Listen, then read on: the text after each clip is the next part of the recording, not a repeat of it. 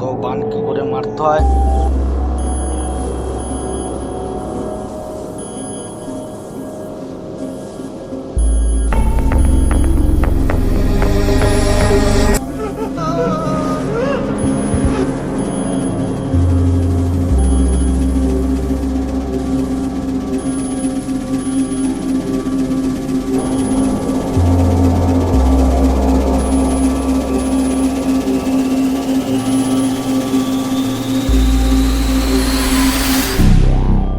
بسم الله الرحمن الرحيم. قل أعوذ برب الناس ملك الناس إله الناس من شر الوسواس الخناس الذي يوسوس في صدور الناس من الجنة والناس.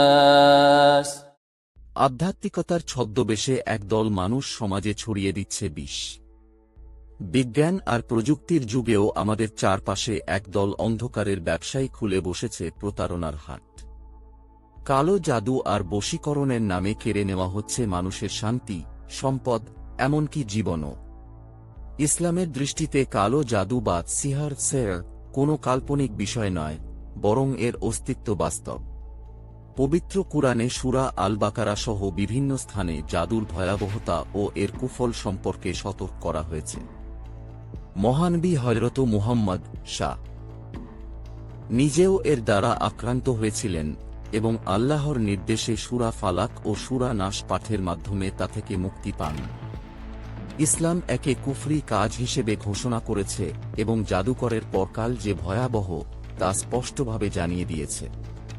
কিন্তু আজ একদল লোক এই আধ্যাত্মিক বিষয়টিকে পুঁজি করে মানুষের ঈমান ও জীবন নিয়ে ছিনিমিনি খেলছে। এই অন্ধকারের মূল চালিকা শক্তি হল হিংসার। যখন একজন মানুষ অন্যের উন্নতি বা সুখ সহ্য করতে পারে না, তখন সে সেই ব্যক্তিকে ধ্বংস করতে কালো জাদুর মতো জঘন্য পথ বেছে নেয়। যারা সুস্থ সম্পর্ক ফাটল ধরাতে চায়, যারা অন্যের ব্যবসা বা ক্যারিয়ার নষ্ট করতে চায়, যারা কাউকে অন্যায়ভাবে নিজের বশে আনতে চায়, হিংসার বশবর্তী হয়ে এরা ভুলে যায় যে অন্যের ক্ষতি করতে গিয়ে তারা নিজেরাও এক বড় পাপে নিমজ্জিত হচ্ছে।